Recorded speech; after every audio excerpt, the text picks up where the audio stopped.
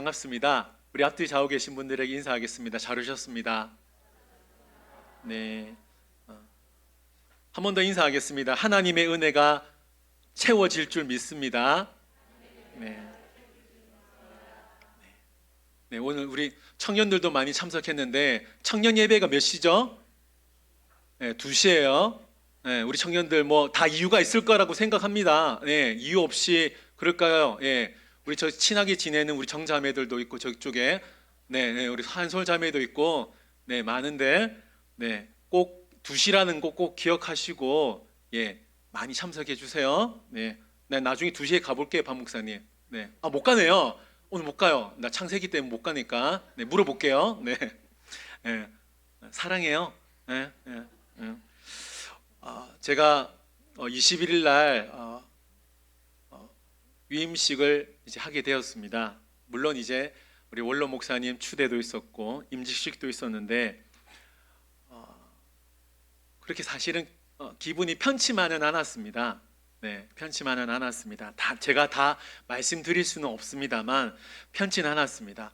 그러나 저는 분명히 하나님께서 저를 이곳에 부르신 이유가 있다고 믿습니다. 네, 이유가 있다고 믿는데 제가 적어도 엘림교회에 있는 동안만큼은 네, 그만두는 거 아닙니다, 여러분. 네, 끝까지 할 거니까. 엘림교회에 있는 동안만큼은 제가 비전을 가진 게 있습니다. 그 비전 가진 게 5가지가 있습니다. 그래서 그 5가지를 오늘부터 5주 동안 나누도록 하겠습니다. 그 첫 번째가 예배입니다. 예배. 그 예배를 좀 풀어서 설명을 오늘 제목으로 잡았는데 예배가 살아야 엘림교회가 삽니다 라는 제목인데 한번 따라해 보겠습니다. 예배가 살아야 엘림교회가 삽니다. 예. 첫 번째 저희 비전은 예배입니다. 예배. 그 예배를 좀 생각하면서 제 마음 가운데 창세기 4장 말씀이 떠올랐고 묵상을 하게 되었습니다. 여러분 창세기 4장 말씀 잘 알고 계시죠? 모르시는 거 아니죠, 그렇죠? 네, 창세기 4장 말씀은 아담과 하와 아들이었던 가인과 아벨의 이야기로 구성되어져 있습니다. 가인의 뜻은 성경에 나와 있는 그대로 내가 여호와로 말미암아 등남하였다는 의미입니다. 자, 이제부터는 아담과 하와가 아빠로서 엄마로서 아빠 엄마 역할을 하게 되었다는 거죠. 자, 이러는 와중에 둘째 아들 아벨을 낳게 됩니다. 자, 우리가 잘 아는 대로 가인은 농사를 지었고 아벨은 양을 치게 됩니다. 아마도 부모님 아담과 하와의 권유가 있었을 수도 있고 자신이 원해서 가인은 농사를 짓고 아벨은 양을 칠 수도 있지만 왜 이런 직업을 갖게 되었는지는 성경은 언급하지 않고 있습니다. 우리가 읽진 않았습니다만 여러분 성경책을 한번 보실까요? 3절 말씀 보면 세월이 지난 후에라고 적혀져 있습니다. 세월이 지난 후에라고 언급되는 것으로 보아 시간이 꽤 흘렀다는 것을 알 수 있죠. 세월이 지난 후에 가인이 땅의 소산으로 하나님께 제물을 드렸고 아벨은 양의 첫 새끼와 그 기름을 하나님께 드리게 되었다는 거죠. 그런데 어떤 일이 벌어집니까? 하나님께서 아벨의 제물만 받게 되었습니다. 이로 인하여 가인은 몹시 분노하게 되었고 안색이 변하게 되었다는 겁니다. 그런데 참으로 안타까운 사실이 뭔가요? 가인이 분노함으로 말미암아 절대 해서는 안 될 행동을 하여 결국 동생 아벨을 죽이게 되었다는 것입니다. 우리가 보통 창세기 4장을 설교하는 목사님들을 보면 물론 저도 그렇습니다만 보통 히브리서 11장 4절 말씀을 자주 언급합니다. 한번 보여주실까요? 제가 읽어드릴게요. 믿음으로 아벨은 가인보다 더 나은 제사를 하나님께 드림으로 의로운 자라 하시는 증거를 얻었으니 하나님이 그 예물에 대하여 증언하심이라. 그가 죽었으나 그 믿음으로써 지금도 말하느니라. 아멘. 창세기 4장에서 하나님께서 아벨의 제물만 받으신 이유를 보통 어떻게 설명하냐? 히브리서 11장 4절 앞부분에 나오는 대로 가인은 하나님 앞에 예물을 드릴 때 믿음으로 드리지 않았고 아벨은 믿음으로 드렸기 때문에 하나님께서 아벨의 제물만 받으셨다. 이렇게 답을 내리고 있습니다. 물론 믿음의 차이로 인하여 하나님께서 가인의 제물을 받지 않은 걸 수도 있지만 사실은 정확하게 왜 가인의 제물을 받지 않았는지에 대한 이유가 언급되지 않고 있다라는 겁니다. 저는 오늘 본문 말씀을 묵상하면서 특별히 가인의 모습을 보면서 두 가지 아쉬운 점이 있었습니다. 첫 번째 아쉬운 점이 뭐냐면 한번 따라해 보겠습니다. 분노였습니다. 우리가 가인의 분노를 통해서 중요한 사실을 한 가지 발견할 수 있는데 그 사실이 뭐냐면 분노를 다스리지 못하면 죄로 이어질 수 있다라는 겁니다. 자, 뭐라고요? 분노를 다스리지 못하면 죄로 이어질 수 있다라는 겁니다. 성경은 분명히 분노하면 죄로 이어질 수 있다고 확실하게 말씀하고 있습니다. 에베소서 4장 말씀 보실까요? 4장 26절 말씀, 우리 이 말씀 다 같이 한번 읽겠습니다. 시작. 해가 지도록 분을 품지 말고. 아멘. 자, 분명히 지금 바울이 말씀하고 있죠. 우리에게 뭐라고 하고 있습니까? 분을 내면 죄로 이어질 수 있기 때문에 해가 지도록 분노를 잘 다스려야 된다라는 겁니다. 자, 그런데 제가 여러분들과 나누고 싶은 게 뭐냐면 물론 분노가 죄로 이어질 수 있긴 한데 저도 동의가 됩니다. 그러나 진짜 우리가 분노를 다스려야 되는 이유가 뭐냐면 분노를 제대로 다스리지 못하면 마귀에게 틈을 줄 수 있기 때문입니다. 자, 우리가 방금 에베소서 4장 26절 말씀을 읽었는데 27절 말씀을 보면 마귀에게 틈을 주지 말라라고 말씀하고 있다라는 거예요. 자, 무슨 말이냐면 우리가 분노할 수 있잖아요. 감정이니까 분노할 수 있는데 그 분노를 제대로 다스리지 못하면 마귀에게 틈을 준다라는 겁니다. 자, 여러분 여기서 틈의 의미가 뭐냐면 기회 혹은 장소입니다. 장소. 다시 말하면 우리가 분노를 통하여 마귀가 우리를 공격할 수 있는 기회이자 장소를 제공해 줄 수 있다라는 겁니다. 가인이 하나님 앞에 예물을 드렸을 때 받지 않으니까 분노했습니다. 물론 기분이 나쁠 수도 있지만 중요한 건 뭐예요? 마귀에게 틈을 주어서는 안 됐는데 마귀에게 틈을 주니까 어떻게 됩니까? 동생을 죽이는, 최초의 살인자가 되었다는 겁니다. 사실은 가인에게는 최초의 아들이라는, 아들로 태어났다는 타이틀도 있었는데 불명예스럽게도 최초의 살인자가 되었다는 겁니다. 가인의 모습이 아쉬운 점이 분노라는 것이죠. 두 번째로 가인에게 아쉬운 점이 뭐냐면 하나님께 묻지 않았다는 겁니다. 자, 여러분 9절 말씀을 잘 보세요. 제가 읽어 드릴 테니까 9절의 특징을 잘 보세요. 여호와께서 가인에게 이르시되 네 아우 아벨이 어디 있느냐. 자, 그가 누구예요? 가인이죠. 가인이 이르되 내가 알지 못하나이다. 내가 내 아우를 지키는 자니이까. 아멘. 자, 여러분 9절에 특징이 있습니다. 어떤 특징인지 여러분 발견하셨나요? 9절. 자, 지금 하나님과 가인이 뭐 하고 있습니까? 대화를 하고 있다는 겁니다. 여호와께서 가인에게 이르시되 가인이 하나님께 이르되 서로 대화하고 있다는 겁니다. 그러니까 정말 놀라운 장면이죠. 아담과 하와가 죄를 지어서 안타깝게도 에덴 동산에서 추방되었지만 놀라운 점이 뭐예요? 추방되었지만 아담과 하와 그리고 그의 아들 가인도 누구랑 대화할 수 있었다는 거예요? 예, 하나님과 대화할 수 있었다는 겁니다. 그래서 가인의 행동에 아쉽다는 겁니다. 가인의 행동의 가장 첫 번째 아쉬운 점이 뭐라 그랬어요? 예, 분노라고 그랬어요. 가인이 분노할 수 있죠. 그러나 뭐가 아쉬운 거예요? 하나님께 묻지 않았다는 겁니다.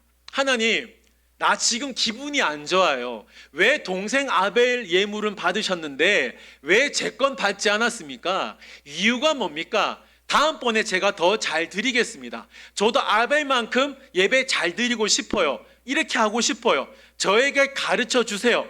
이런 대화를 할 수 있었지 않습니까? 근데 가인의 문제가 뭐예요? 그냥 화를 냈고 분노를 표출했고 아벨을 죽였다는 겁니다. 그러니까 자신의 분노대로 살인까지 이어지는 이 점이 아쉬운 점이라는 거죠. 자, 가인이 동생 아벨을 죽인 이후에 그 장면이 오늘 본문 우리 16절부터 26절까지 말씀입니다. 자, 제가 16절, 17절을 읽어드릴게요.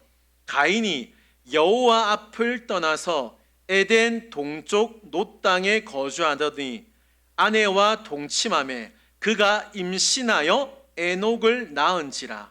가인이 성을 쌓고 그의 아들의 이름으로 성을 이름하여 에녹이라 하니라. 아멘. 자, 가인이 살인하고 난 이후에 가장 먼저 한 행동이 뭡니까? 예, 여호와 앞을 뭐 했다? 예, 여호와 앞을 떠났다는 겁니다. 자, 떠났다. 자, 떠난 이후에 놋 땅에 거주하여 한 여인을 만난 것으로 보입니다. 그렇죠? 여기서 놋의 의미가 뭐냐면 도망가다, 방황하다입니다. 한 아내를 이제 놋 땅 가서 만났는데 임신을 하게 되었어요. 근데 아들 이름이 뭡니까? 에녹입니다. 자, 여러분 잠시만 기억해 주세요. 이 에녹의 뜻이 뭐냐? 따라해 보겠습니다. 순종하는 자, 따르는 자. 자, 이 뜻을 조금만 기억해 주세요. 한 6분, 10분만 기억해 주세요. 자, 중요합니다. 제가 나중에 언급할 텐데, 에녹의 뜻은 순종하는 자, 따르는 자예요. 자, 다시 묻겠습니다. 가인이 여호와 앞, 하나님 앞을 떠났다는 의미는 어떤 의미인가요? 하나님께 더 이상 제물을 드리지 않았다는 겁니다. 자, 제물을 드리지 않았다는 의미는 요즘 말로 하면 어떤 의미일까요? 네, 하나님께 예배를 드리지 않았다는 겁니다. 자, 그러면 예배를 드리지 않았던 가인의 가문이 어떻게 되는지를 살펴보겠습니다. 18절 말씀입니다. 에녹이 이랏을 낳고 이랏은 무야엘을 낳고 무야엘은 무드사엘을 낳고 무드사엘은 라멕을 낳았더라. 아멘. 자, 가인의 자손은 에녹으로 시작하여 이랏, 무야엘, 무드사엘, 라멕으로 이어지게 됩니다. 자, 이게 가인의 자손들이죠.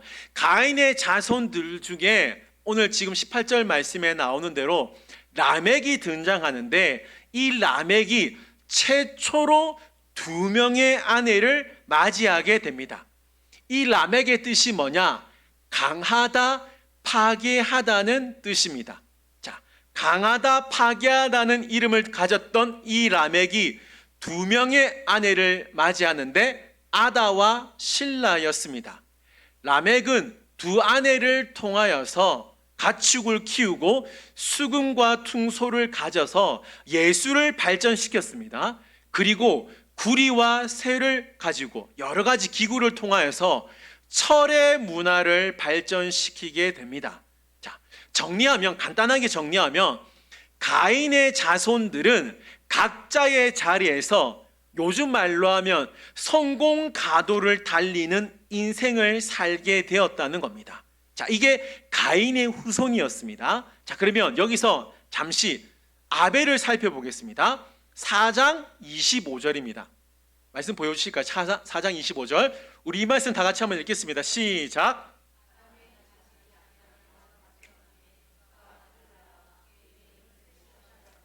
이는 하나님이 내게 가인이 죽인 아벨 대신에 다른 씨를 주셨다 함이며. 아멘.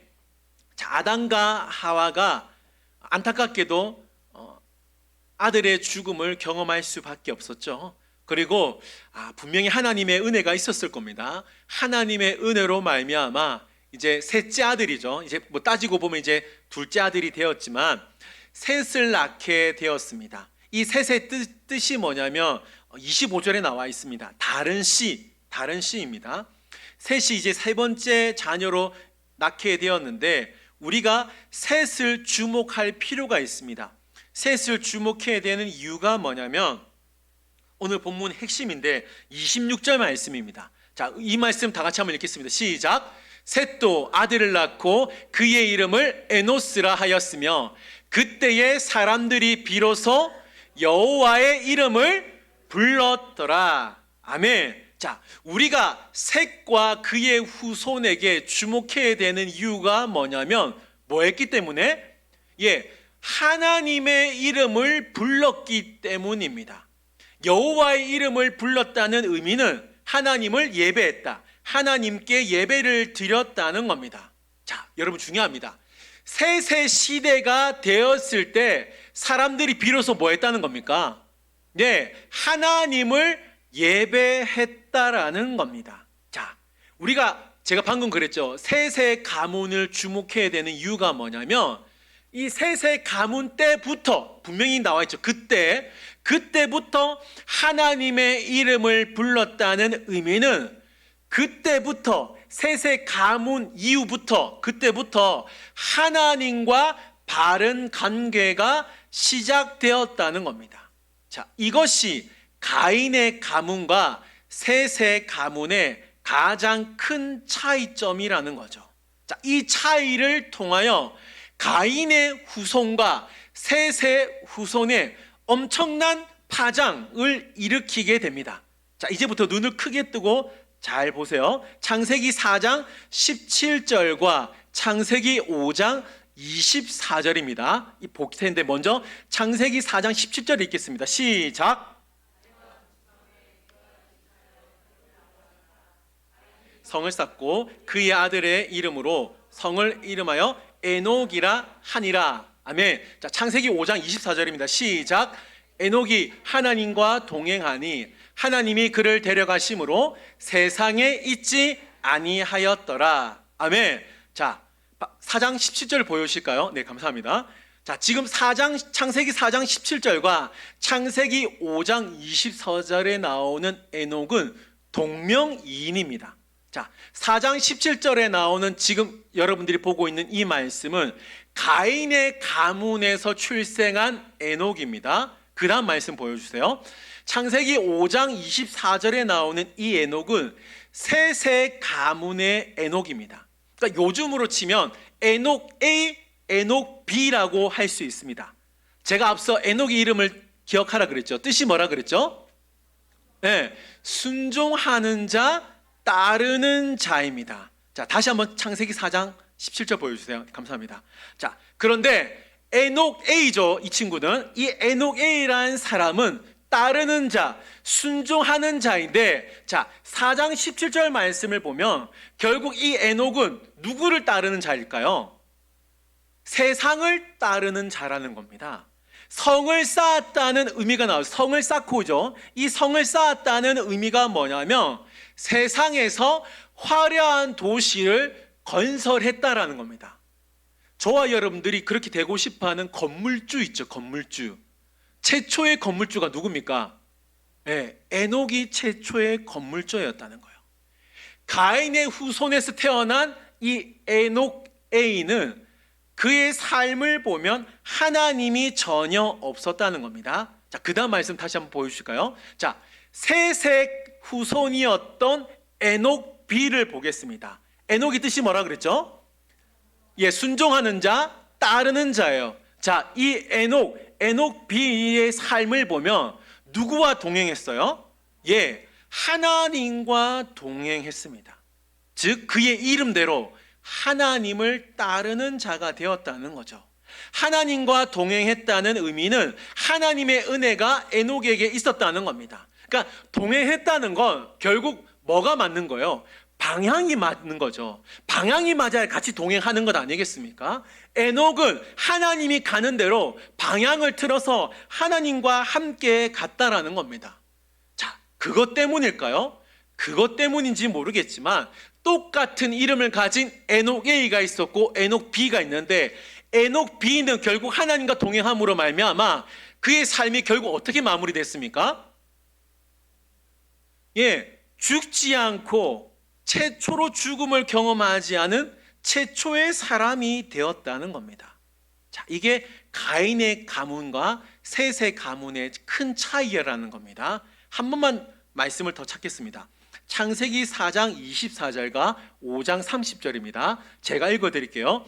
가인을 위하여는 벌이 7배일진데 라멕을 위하여는 벌이 77배 1이로다 하였더라. 자, 창세기 5장 30절입니다. 라멕은 노아를 낳은 후 595년을 지내며 자녀를 낳았으며. 아멘. 자, 똑같죠? 창세기 4장 24절에 나오는 라멕은 라멕 A, 가인의 후손입니다. 그리고 셋의 후손 창세기 5장 30절에 라멕 B가 나오죠. 자, 기억나시나 모르겠습니다. 라멕의 뜻은 강한 자, 파괴하는 자라는 뜻을 갖고 있습니다. 자, 창세기 4장 24절을 다시 한번 보여주시면 라멕 A는 가인의 후손이죠. 그의 이름의 뜻처럼 사람을 지배하는 힘으로 살게 됩니다. 이로 인하여서 치명적인 죄를 범하게 되는데 그 죄가 4장 23절에 나와 있습니다. 그 앞절인 한번 보여주실까요, 집사님? 창세기 4장 23절 그 다음입니다. 네, 창세기 23절 제가 안 드렸나 보네요. 제가 읽어드릴게요. 창세기 23절 제가 읽어드릴게요. 라멕이 아내들에게 이르되 아다와 실라여 내 목소리를 들으라. 라멕의 아내들이여 내 말을 들으라. 나의 상처로 말미암아 내가 뭘 죽였고 사람을 죽였고 나의 상함으로 말미암아 소년을 죽였도다. 자, 여러분 라멕의 뜻이 뭐라 그랬죠? 강한 자, 파괴하는 자. 여러분 죄송합니다. 아침부터 창세기 4장 23절 방금 읽었죠. 이 라멕 A, 가인의 후손이었던 라멕 A가 결국 어떤 삶을 사냐? 죄송합니다. 최초의 연쇄 살인범이 되었다는 겁니다. 내가 사람을 죽였고 내가 소년을 죽였다. 사람을 죽이는 거예요. 그 힘을 가지고 사람을 죽이게 되었다는 겁니다. 라멕이 그렇게 말했죠. 가인을 위하여는 벌이 7배인데 나를 위하여는 벌이 77배라고 했어요. 자, 이게 무슨 말이냐면 나는 강한 자이고 나는 힘센 자이기 때문에 나를 건드릴 생각하지 마라. 나를 죽일 생각도 하지 마라는 의미입니다.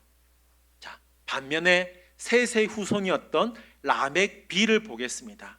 라멕 B는 당대의 의인이요 완전한 자라는 평가를 받고 있는 노아를 낳게 되었다는 겁니다. 이 노아는 하나님과 동행했다는 거죠. 자, 적혀 있지 않지만 그런 하나님과 동행하는 노아를 낳았다는 건 라멕 B 아버지로서 하나님 앞에서 신실한 신앙생활을 이미 하고 있었음을 보여준다라는 거죠. 자, 정리하겠습니다. 가인의 후손을 잘 보세요. 에녹, 그의 뜻은 순종하는 자, 따르는 자입니다. 그런데 그의 삶을 보면 하나님이 아니라 세상을 따르는 삶을 삽니다. 에녹이 한 일이라고 성을 쌓는 것밖에 없어요. 두 아내를 맞이한 라멕 어떻습니까? 자신의 욕망만 채우는 인간의 모습을 보여주고 있다는 겁니다. 가인의 후손들의 공통점이 뭐냐? 예배가 무너졌다라는 겁니다. 오늘 본문을 통해서 우리가 정말 기억해야 될 사실이 뭐냐? 예배가 무너지면 죄가 죄인 줄 모른다는 겁니다. 여러분 꼭 기억하십시오. 예배가 무너지면 죄가 죄인 줄 모른다는 겁니다. 예배가 무너지면 내 안의 교만을 교만으로 몰라요. 내 안의 분노를 분노로 몰라요. 내 안의 욕심을 욕심으로 생각하지 않는다는 겁니다. 다시 말하면 죄로 여기지 않는다는 겁니다. 그냥 그럴 수도 있지 모르는 척 넘어간다는 겁니다. 이게 예배가 무너진 자의 특징이라는 거죠. 자, 셋의 후손으로 가보겠습니다. 셋의 후손은 분명히 잘못한 거 있습니다. 셋의 후손도 결국 따지고 보면 누구의 후손입니까? 아담과 하와죠. 아담과 하와는 이미 죄를 범했기 때문에 셋의 자손도 어떻습니까? 원죄가 포함되어 있고 자범죄가 있는 겁니다. 근본적으로 셋의 후손도 아담과 하와의 후손이기 때문에 그들에게 죄성, 죄악이 있다라는 겁니다. 이걸 부정할 수 없습니다. 그럼에도 불구하고 우리가 셋의 가문에 주목해야 되는 이유가 뭐냐? 그들은 하나님 앞에서 예배를 절대 포기하지 않았다는 겁니다. 그때에 비로소 하나님의 이름을 불렀다는 겁니다. 여러분, 제가 말씀을 준비하면서 좀 재밌는 사실을 발견한 건 아닙니다. 여러분도 아시는 분은 또 아실 거라 생각하는데 아담과 하와가 낳은 아들이 성경상으로는 지금 3명이지 않습니까? 가인의 이름의 뜻이 하나님의 은혜로 내가 아들을 낳았다. 아벨의 뜻은 뭔지 아십니까 혹시? 호흡, 허무라는 뜻이에요. 자, 셋의 뜻이 뭐라 그랬죠? 다른 씨라고 했습니다. 그런데 이 셋이 아들을 낳았는데 에노스를 낳게 됩니다. 자, 여러분 오늘 본문 26절에 나오죠. 에노스. 이 에노스의 뜻이 뭐냐면 연약하다, 유한하다라는 뜻입니다. 여러분, 가인의 뜻이 뭐라 그랬죠? 내가 하나님으로 말미암아 아들을 낳았다는 뜻이 가인의 뜻이에요. 제가 무슨 말을 하고 싶냐면 아담과 하와가 첫째 아들 이름만큼은 정말 이쁘게 지은 듯해요. 신경 써서 지은 듯해요. 그런데 아벨의 뜻은 허무입니다. 셋의 뜻은 다른 씨입니다. 그리고 이 셋이 또 아들을 낳아 에노스를 지었는데 에노스의 뜻은 연약하다, 유한하다라는 뜻을 갖고 있다라는 거죠. 정확한 이유는 하나님만 아시겠지만 제가 곰곰이 묵상하면서 어쩌면 아담과 하와의 신앙 고백이 담겨 있는 이름의 뜻이 아닐까라는 생각을 해보았습니다. 아담과 하와가 결국 에덴 동산에서 추방되었죠. 그런데 인생을 살아보니까 인생이 너무 허무한 거예요. 하나님을 떠나니까 인생이 허무하고 하나님을 떠나니까 인간이 정말 연약하고 유한한 존재임을 깨닫게 되어서 이름을 이렇게 짓지 않았을까라고 한번 생각해 보게 되었습니다. 사랑하는 성도 여러분, 다시 한번 26절 말씀 보십시오. 셋도 아들을 낳고 그의 이름을 에노스라 하였으며 그때의 사람들이 비로소 여호와의 이름을 불렀더라. 아멘. 오늘 본문 말씀을 통해 우리가 기억해야 될 두 번째 사실이 뭐냐? 예배는 나의 이름을 내려놓고 오직 하나님의 이름을 부르는 자리가 되어야 함을 기억하시기 바랍니다. 가인의 후손을 잘 보시기 바랍니다. 가인의 후손을 잘 보면 엄청난 성공을 이루었습니다. 분명히 성공했기 때문에 호의호식했을 거예요. 사람들은 누굴 기억할까요? 에녹 A라는 이름을 기억할 겁니다. 나도 저 사람처럼 건물주가 되고 싶은데, 나도 저 사람처럼 내 이름으로 된 건물주가 되고 싶다. 이 마음 가졌을 겁니다.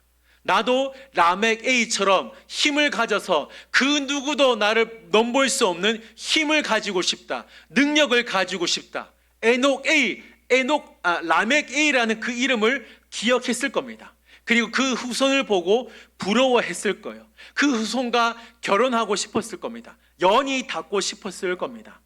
그런데 반면에 셋의 후손을 잘 보세요. 가인의 후손에 비하면 부족하고 굉장히 단순한 삶을 살게 됩니다. 셋의 후손이 창세기 5장에 나오거든요. 여러분, 창세기 5장 한번 눈으로 한번 보실래요? 창세기 5장 그 다음 장을 한번 보세요. 여러분, 다음 장을 보시면 자, 그들의 삶이 어떤 삶이냐. 자, 여러분 잘 보세요. 자, 5장에 5절, 8절, 11절, 14절, 17절, 20절, 23절, 27절, 31절을 보세요. 그들의 삶, 셋의 후손들이 다 나옵니다. 그들의 삶을 보면 살고 죽었다라 살고 죽었다라 살고 죽었다라 살고 죽었다라 살고 죽었다라 살고 죽었다라 살고 죽었다라 살고 죽었다라 살고 죽었다라 몇 번 나옵니까? 8번 나와요. 아무것도 없어요. 살고 죽었다라 살고 죽었다라 살고 죽었다라 살고 죽었다라. 자, 근데 여러분 가인의 후손을 보세요. 에녹은 성을 쌓았다 나옵니다. 라멕은 두 아내를 맞이했다, 살인했다, 이런저런 얘기가 나옵니다. 셋의 후손은 한 게 없고 살고 죽었다라 살고 죽었다라만 나옵니다. 그런데 여러분 셋의 후손이 제가 주목해야 된다 그랬죠. 셋의 후손을 우리가 주목해야 될 이유가 뭐냐면 셋의 후손은 하나를 깨달았습니다. 인생이 유한하다는 것, 인생이 연약하다는 걸 알게 되었다는 거죠. 사랑하는 성도 여러분, 아무리 인간이 강해 보인다 할지라도 하나님 앞에서는 우리는 에노스 인생입니다. 가인이 아무리 잘 나간다 할지라도 에녹이 잘 나가고 있습니다. 라멕이 잘 나갑니다. 그러나 그들 또한 하나님 앞에서는 에노스, 유한하고 연약한 존재라는 거예요. 자, 유한하고 연약한 존재인 인간이 강하시고 무한하신 하나님을 예배한다면 하나님께서 그 인생을 외면하지 않는다는 겁니다. 사랑하는 성도 여러분, 하나님께서는 우리에게 화려한 인생을 원하는 것이 아니라 하나님의 이름을 예배하는 인생을 원하신다는 겁니다. 여러분, 셋의 후손들이 살고 죽었더라 살고 죽었더라 살고 죽었더라 이 말만 나온다고 해서 여러분 살고 죽음으로 끝난 게 아니라 그 사이에 뭐가 있었다는 걸까요? 예배가 있었다는 겁니다. 삶과 죽음 사이에 예배는 셋의 후손들이 포기하지 않았다는 겁니다. 하나님은 우리에게 위대한 업적을 남기라고 하는 것이 아니라 우리에게 주어진 삶, 살고 죽었더라 이 사이에 진정한 예배를 원하신다는 사실을 꼭 기억하시기 바랍니다. 지금 엘린교회는 새로운 변화를 맞이하게 되었습니다. 이 변화의 시기에 가장 먼저 붙들어야 할 것은 예배입니다. 예배가 살아야 우리 엘림교회가 삽니다. 정말입니다, 여러분. 예배가 살아야 우리 엘림교회가 삽니다. 정말 중요한 질문을 드리겠습니다. 여러분, 지금 저와 여러분이 드리고 있는 이 예배가 정말 살아있는 예배이십니까? 예배 나올 때 어떤 마음으로 나오십니까? 그리고 예배를 마치고 돌아가실 때에 하나님의 말씀을 내 삶으로 옮기고 있냐라는 거예요. 여러분 정말 기억하십시오. 예배가 살아야 엘림교회가 삽니다. 정말입니다. 저는 저와 여러분들의 말이 예배가 되기를 소망합니다. 생각이 예배가 되고 태도가 예배가 되고 눈빛이 예배가 되었으면 좋겠습니다. 셋의 후손은 살고 죽었더라 이 사이에 하나님의 이름을 불렀다는 겁니다. 그런데 결국 하나님은 어느 가문을 기억하시나요? 셋의 가문을 기억하신다는 겁니다. 사랑하는 성도 여러분, 예배가 살아야 우리 엘린교회가 살 줄 믿습니다. 그렇기 때문에 예배를 살려야 된다는 겁니다. 여러분, 이 예배를 정말 기도함으로 나오셨으면 좋겠습니다. 그냥 이 예배 한번 드리고 빨리 오후에 내 약속을 가져야지, 데이트해야지, 뭐 해야지. 여러분 그것도 중요합니다만 내가 먼저 하나님 앞에 바른 예배자로 서야 다른 것이 형통할 수 있다라는 사실을 꼭 기억하십시오. 한번 따라해 보겠습니다. 예배가 살아야 엘림교회가 삽니다. 여러분, 예배가 살 수 있기를 바랍니다. 우리 다 같이 일어나서 이 말씀 드리도록 하겠습니다. 이 찬양 드리도록 하겠습니다.